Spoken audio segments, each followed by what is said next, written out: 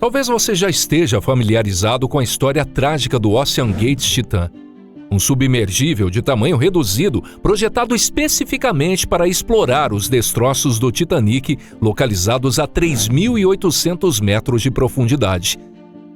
Mas como exatamente esse submergível operava? Em essência, o funcionamento do Titã envolvia uma série de sistemas vitais que iam desde a propulsão até a comunicação. No entanto, a tragédia foi inevitável quando alguns desses sistemas começaram a falhar. O submergível foi projetado para atingir profundidades de até 4.000 metros, onde a pressão é tão intensa que se assemelha a equilibrar cerca de 35 tratores agrícolas de grande porte sobre os ombros. Essa imensa pressão, aliada ao frio extremo, à escuridão e às dificuldades de estabelecer comunicação com a superfície, fazem parte dos desafios enfrentados na exploração das profundezas do oceano. Além disso, a estrutura do Titã pesava cerca de 10 toneladas e era composta por alguns componentes principais. O casco feito de fibra de carbono acabou sendo o ponto fraco que resultou na fatalidade de todos a bordo. Com uma espessura de 5 polegadas, ele foi repetidamente exposto a altas pressões, o que acabou levando à sua implosão durante o 7º mergulho ao Titanic. Esse fenômeno pode ser exemplificado por essas imagens de um tanque ferroviário que, ao ser colocado em um ambiente de vácuo, cria uma diferença absurda entre a pressão externa e a interna.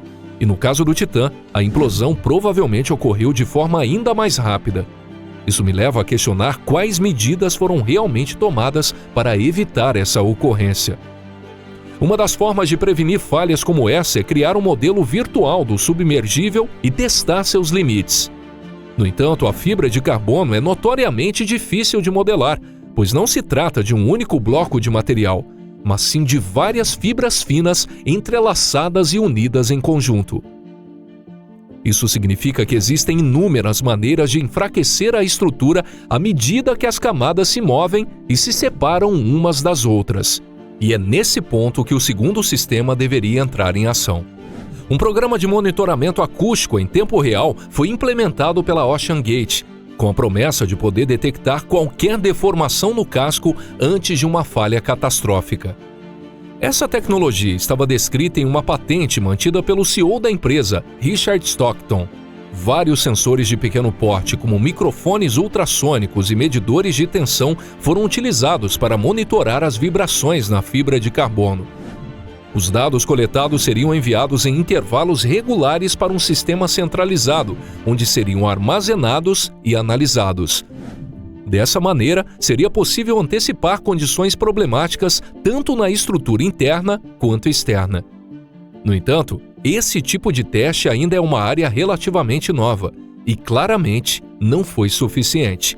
Uma carta aberta da Marine Technological Society expressou preocupações de que o projeto do Titã poderia levar a resultados desastrosos.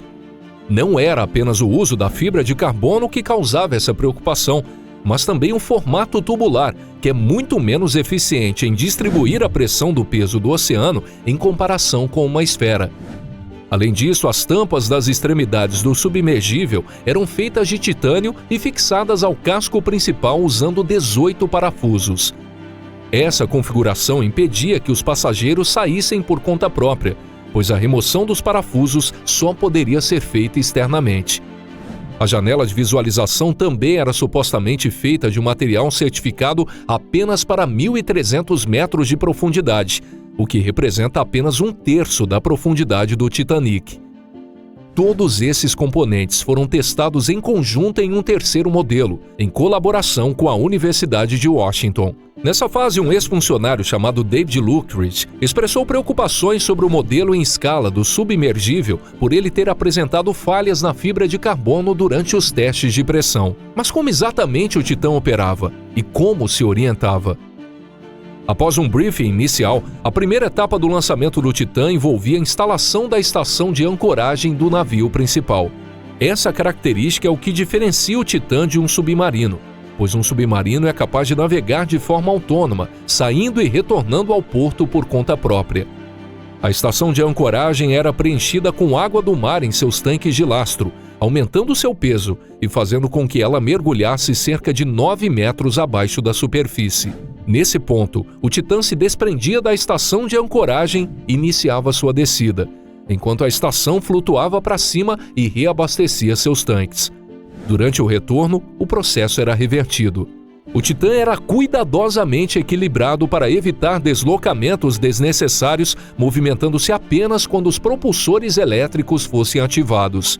O submergível possuía 4 propulsores elétricos, que podiam impulsioná-lo para cima, para trás ou girá-lo em torno de si mesmo. Esses propulsores eram fornecidos pela empresa Innerspace e projetados para operar com extrema eficiência. Já os controles do submergível foram alvos de críticas na mídia, especialmente pelo uso de um joystick para pilotar o Titã. Embora possa parecer incomum, o uso de joysticks é comum em aplicações militares devido à sua facilidade de uso e acessibilidade. Atualmente, esses controles são amplamente utilizados em todo o mundo para controlar uma variedade de dispositivos, desde robôs de desativação de explosivos até submarinos de ataque. Além disso, o Titã possuía telas sensíveis ao toque que exibiam imagens das câmeras externas e mensagens enviadas do navio principal na superfície. No entanto, essas funcionalidades eram limitadas por estarem situadas nas profundezas escuras do oceano. Para capturar imagens, eram necessárias luzes potentes. Por isso, o submergível era equipado com 40.000 lumens de iluminação externa, aproximadamente 40 vezes mais potente que um farol de carro. Quanto à comunicação e rastreamento, foi utilizado um mecanismo acústico de linha de base ultracurto.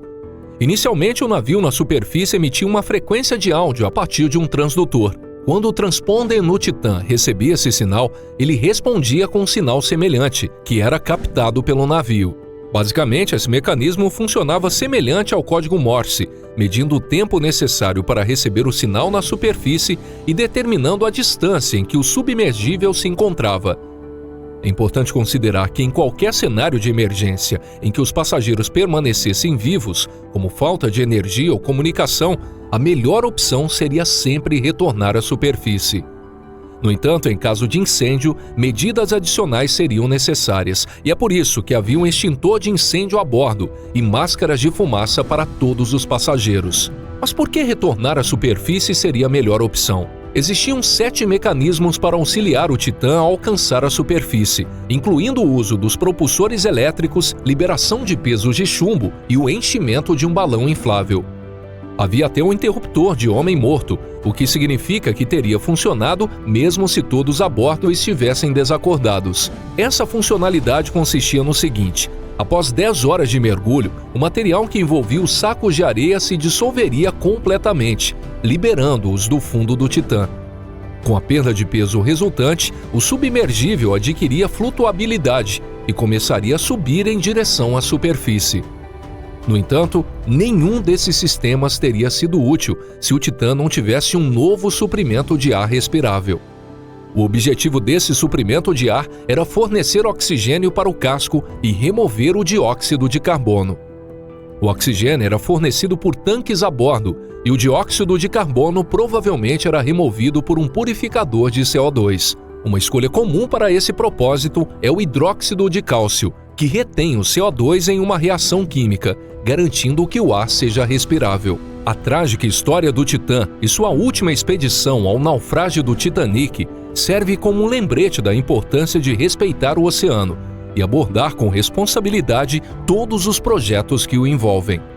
O Titã, apesar de suas ambições inovadoras, revelou falhas significativas em seu design e operação, resultando em consequências devastadoras. Isso é um lembrete importante de que toda forma de exploração submarina requer atenção aos detalhes, desde a resistência dos materiais e equipamentos até a eficiência dos sistemas de monitoramento e segurança.